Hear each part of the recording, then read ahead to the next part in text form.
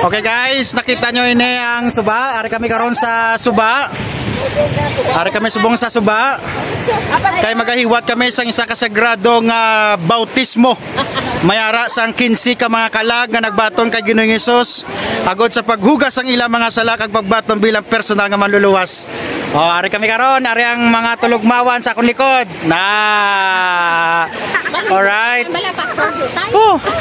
Ara sila. 15 ka mga kalag nga nagbaton kay Ginoong Hesus agod sa paghugas ang ilang mga sala. Kamo nga nagalantaw karon sa akon nga vlog. Kung wala ka pa ikaw nga nabautismuhan subong nga takna, magadesisyon ka kay ikaw makabaton sing kaluwasan the moment nga ikaw magpabautis.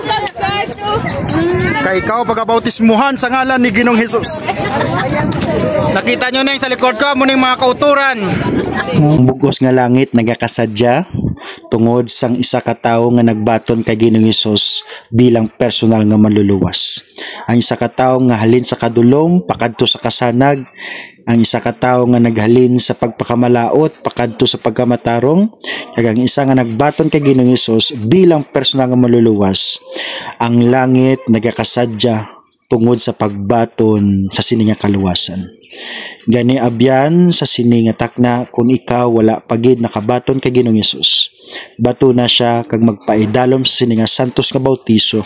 Kamo ining pamaagi nga ginatudlo sang Ginoo agod sa paghugas sang aton mga sala. Agod si atubangan nangin bag-o kita nga tinuga. Ari ang mga kauturan nga nagbaton halin sa kadulom pakadto sa kasanag.